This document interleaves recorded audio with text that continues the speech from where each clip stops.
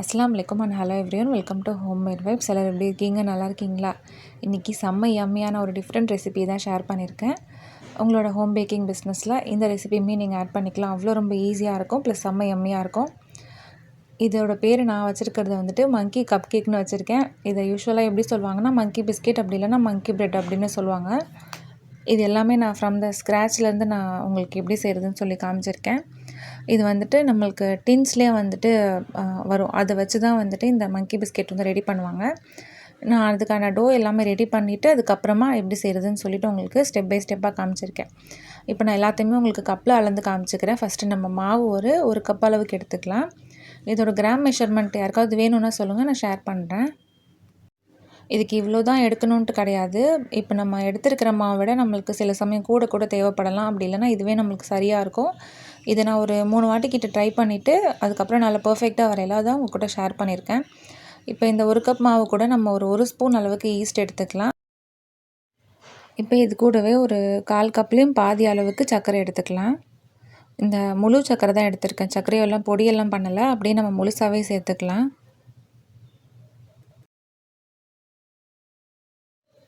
இப்போ சர்க்கரையை சேர்த்துட்டு மாவு, சர்க்கரை, ஈஸ்ட் எல்லாமே ஒன்றா இந்த மாதிரி கலந்து எடுத்துக்கலாம். நல்லா இந்த மாதிரி கலந்ததுக்கப்புறமா 1/4 கப்லேயும் பாதி அளவுக்கு பட்டர், நம்ம சர்க்கரை எந்த அளவுக்கு எடுத்தோமோ அதே அளவுக்கு பட்டர் எடுத்துக்கோங்க. நான் நல்லா பெரிய ஸ்பூனில் ஒரு 3 ஸ்பூன் அளவுக்கு வர மாதிரி பட்டர் எடுத்திருக்கேன். நல்ல ரூம் டெம்பரேச்சரில் இருக்கிற மாதிரி பட்டர் எடுத்துக்கோங்க, சரியாக இருக்கும். இப்போ ஒரு பாதி கப் அளவுக்கு தண்ணி எடுத்திருக்கேன். அது மொத்தமாக சேர்த்துறாமல் கொஞ்சம் கொஞ்சமாக சேர்த்து இந்த பட்டரு, மாவு எல்லாத்தையுமே ஒன்றா நல்லா சாஃப்டாக நம்ம பிசைஞ்சு எடுத்துக்கலாம். தண்ணி ஒரேடியே சேர்த்துட்டா ரொம்ப கொலன்னு ஆயிரும். நம்ம ரொம்ப அதிகமாக மாவு சேர்க்குற மாதிரி இருக்கும். ஸோ தண்ணி சும்மா ஒரு 2 ஸ்பூனாக ஊற்றி பிசைஞ்சிங்கன்னா உங்களுக்கு சரியாக வந்துடும். அப்படி உங்களுக்கு ரொம்ப ஸ்டிக்கியாக இருக்கிற மாதிரி இருந்ததுன்னா கூட ஒரு 2 ஸ்பூன் அளவுக்கு மாவு சேர்த்துக்கோங்க, போதும். நல்லா ஒரு சாஃப்டான மாவு பதத்துக்கு நல்லா பிசைஞ்சு எடுத்ததுக்கப்புறமா இதை ஒரு 1/4 ஹவருக்கு நம்ம அப்படியே மூடி போட்டு வச்சிடலாம். இப்போ பார்த்தீங்கன்னா தெரியும், நல்லா சாஃப்டான ஒரு மாவை நம்ம பிசைஞ்சு எடுத்துருக்கோம். தண்ணி வந்துட்டு ரொம்ப கம்மியாக தான், 1/4 கப்புக்கும் கம்மியில் தான் எனக்கு தேவைப்பட்டது. இப்போ மேலே டாப்பிங்காக தனியாக ஒரு பவுலில் ஒரு 1/4 கப் அளவுக்கு சூடு பண்ண பட்டரை சும்மா லைட்டாக சூடு பண்ணி எடுத்துகிட்டு அது கூடவே ஒரு 4 ஸ்பூன் அளவுக்கு நம்ம ப்ரௌன் சுகர் சேர்த்துக்கலாம். நான் வெள்ளைப்பொடி வழக்கமாக யூஸ் பண்ணுறதா சேர்த்துருக்கேன். நீங்கள் இதுக்கு பதிலாக ப்ரௌன் சுகர் கூட சேர்த்துக்கலாம். அப்படி இல்லைனா நீங்கள் ஒயிட் சுகர் சேர்த்துட்டு அது கூட நீங்கள் அந்த பட்டை தூள் இருக்கும் இல்லையா, அது கூட நீங்கள் கலந்து வச்சுக்கலாம். நல்ல ஒரு ஃப்ளேவராக இருக்கும். இப்போ சரியாக ஒரு 1/4 ஹவர் கழித்து இந்த மாவு எடுத்து லைட்டாக இந்த மாதிரி பிசைஞ்சிட்டு நம்ம ஒரு குட்டி பால்ஸாக நல்லா நம்ம உருட்டி எடுத்துக்கலாம். இந்த மாதிரி மாவெல்லாம் நம்ம உருண்டை பிடிக்கையில் நம்மளுக்கு அப்படியே பிசுன்ட்டு கையிலலாம் ஒட்டும். என்னடா இது ரொம்ப ஸ்டிக்கியாக இருக்குதே, கொஞ்சமாக மாவு சேர்த்துக்கலான்னு சேர்த்தோன்னா நம்மளுக்கு பேக் ஆனதுக்கப்புறமா ஹார்டாயிரும், நம்மளுக்கு சாஃப்டாகவே கிடைக்காது. ஸோ நீங்கள் இந்த மாதிரி ஸ்டிக்கியாக இருந்தால் கூட பரவாயில்ல, நீங்கள் அப்படியே உருண்டை பிடிச்சி வச்சுருங்க. நம்ம ஹோம்மேட் வைப்ஸில் நிறைய பேர் எனக்கு ஒரு ரெசிபீஸ் எல்லாமே ரெக்வஸ்ட் பண்ணி கேட்டிருக்காங்க. இன்ஷால்லா நான் அது எல்லாமே ஒன் பை ஒன்னாக நான் போஸ்ட் பண்ணிகிட்டே வரேன். இந்த மங்கி பிஸ்கெட்டுமே என்கிட்ட ஒரு சிஸ்டர் தான் கண்டினியூஸாக கேட்டுகிட்டே இருந்தாங்க. அவங்க பேர் வேறு நான் மறந்துட்டேன். அவங்களுக்காகவே நான் இது ஒரு 3 வாட்டிக்கிட்ட நான் ட்ரை பண்ணி பார்த்துட்டேன். நல்லா ட்ரை பண்ணிவிட்டு அதுக்கப்புறமா நல்லா பர்ஃபெக்டாக வரையில தான் நான் இதை ஷேர் பண்ணியிருக்கேன்.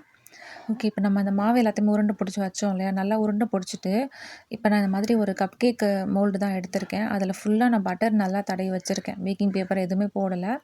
நல்லா பட்டர் தடவி வச்சுட்டு நம்ம ஆல்ரெடி அந்த பால்ஸ் நம்ம உருண்டை பிடிச்சோம் இல்லையா, அதுலேருந்து நம்ம இன்னும் குட்டி பீசஸாக இந்த மாதிரி குட்டி உருண்டைகளாக பிடிச்சிட்டு அந்த ஒரு மீடியம் சைஸ் உருண்டையிலேருந்து ஒரு 3 உருண்டை கிட்ட நம்ம பிடிச்சி வச்சிடலாம். இதே மாதிரி நான் எல்லாத்தையுமே ரெடி பண்ணி எடுத்துக்கிறேன். நம்ம ரெசிபிஸ் ஏதாவது ட்ரை பண்ணிங்கன்னா மறக்காமல் எனக்கு வாட்ஸ்அப்பில் பிக்சர்ஸ் எல்லாமே ஷேர் பண்ணுங்கள். இப்போ எல்லா பால்ஸையுமே நல்லா குட்டியாக உருண்டை பண்ணி அழகாக இந்த மோல்டுக்குள்ளே நம்ம வச்சாச்சு.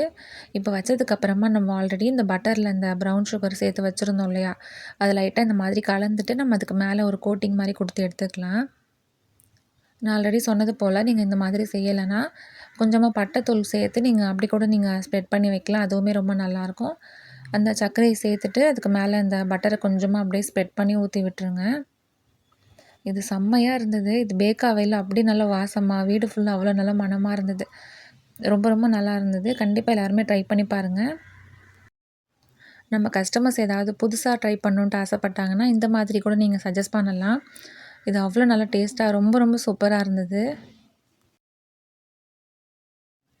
இதுக்கு எதுக்காக மங்கி பிஸ்கெட்னு பேர் வந்ததுன்னுலாம் எனக்கு தெரியல. ஆனா பார்க்குறதுக்கு எவ்வளோ அழகா இருக்குது பாருங்கள். பார்க்குறதுக்கு மட்டும் இல்லை, சாப்பிட்றதுக்கும் செம்ம டேஸ்ட்டாக இருந்தது. இதை நம்ம ஒரு 190 டிகிரியில் ஒரு 25 நிமிஷம் வரைக்கும் நம்ம இதை பேக் பண்ண வச்சுக்கலாம்.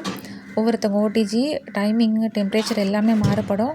நீங்கள் அதுக்கேற்ற மாதிரி வச்சுக்கோங்க. சரியாக 190 டிகிரியில் வச்சோன்னா நம்மளுக்கு நல்லா பேக்காகி வந்துடும். இது கொஞ்ச நேரத்துலேயே அந்த மேலே ஊற்றின பட்டர் எல்லாமே அப்படியே லைட்டாக வலிய ஆரம்பிச்சிருச்சு. அதனால் நான் மேலே அதுக்கு அடியில் ஒரு பெரிய ட்ரேயை வச்சுட்டு அதுக்கு மேலே நான் வச்சுக்கிட்டேன். ஸோ நீங்கள் வைக்கையில் கொஞ்சம் பார்த்து கேர்ஃபுல்லாக வச்சுக்கோங்க. இந்த ட்ரேவை அப்படியே பெரட்டிட்டு லைட்டாக ஒரு 2 தட்டு தட்டினா அழகாக வெளியில் வந்துடும். ரொம்ப ஓவர் சூட்லேயே நம்ம அப்படியே தட்டினோனாலே அழகாக வந்துடும். இல்லைனா கொஞ்சம் ஆறுனதுக்கப்புறமா நீங்கள் எடுத்து பாருங்கள், ரொம்ப ஈஸியாக எடுக்க வந்துடும்.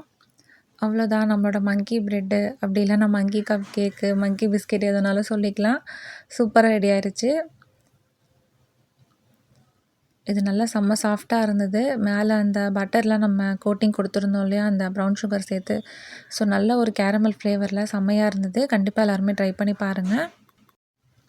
இதோட ஸ்வீட்னஸ் எல்லாமே நல்லா பர்ஃபெக்டாக இருந்தது. ரொம்ப ஓவர் ஸ்வீட்டாகவும் இல்லை, ஸ்வீட்னஸ் நம்மளுக்கு பத்தலனும் இல்லை, ரொம்ப பர்ஃபெக்டாக இருந்தது. ஸோ நான் சொல்லியிருந்த அளவுகள் சேம் இதே அளவுலேயே நீங்கள் செஞ்சு பாருங்கள். உங்களுக்கு ரொம்ப பர்ஃபெக்டான இந்த மங்கி கப் கேக் கிடச்சிரும். வீட்டுக்கு பசங்க வந்ததும் 2 பேருமே ஒருத்தராக எனக்கு சாப்பிட்டு பார்த்து ரிவ்யூலாம் கொடுத்துட்டு இருந்தாங்க. சின்னவர் வந்து ஸ்கூலில் நல்லா பிடிலாம் விளாண்டுட்டு வந்திருக்காரு போல், ரொம்ப டயர்டாக இருந்தார். சாப்பிட்டுட்டு நல்லா இருக்குன்னு சொல்லிட்டு ரிவ்யூலாம் கொடுத்துட்டு இருந்தது. அப்புறம் பெரியவரும் அதை சாப்பிட்டு பார்த்துட்டு அதில் நான் என்னென்ன இன்க்ரீடியன்ட்ஸ்லாம் சேர்த்துருப்பேன்னு சொல்லி கெஸ் பண்ணி என்கிட்ட சொல்லிட்டு இருந்தான். எப்போவுமே நான் என்னென்ன பொருட்களெல்லாம் அதில் போட்டிருப்பேன்னு சொல்லி என்கிட்ட கெஸ் பண்ணி சொல்லுவேன். ஓரளவுக்கு கொஞ்சம் கரெக்டாகவே சொல்லிடுவான். அதே போல் என்கிட்ட கேட்டுட்டு இருந்தான், மம்மி இதெல்லாம் ஆட் பண்ணியிருக்கல அப்படின்னு சொல்லிட்டு. அல்ஹம்துலில்லாஹ் 2 பேருக்குமே ரொம்ப ரொம்ப பிடிச்சிருந்தது. கண்டிப்பாக நீங்களுமே ட்ரை பண்ணி பாருங்கள். உங்கள் வீட்டு குட்டீஸ்க்குமே ரொம்பவே பிடிக்கும். அவ்வளோதான், இதோட இந்த வீடியோ நான் முடிச்சுக்கிறேன். இந்த வீடியோ உங்கள் எல்லாத்துக்குமே பிடிச்சிருக்கும், யூஸ்ஃபுல்லாக இருந்திருக்கும்னு சொல்லி நினைக்கிறேன். மறக்காமல் லைக் பண்ணிக்கோங்க. உங்கள் ஃப்ரெண்ட்ஸ் அண்ட் ஃபேமிலிக்குமே ஷேர் பண்ணுங்கள். தேங்க்ஸ் ஃபார் வாட்சிங்.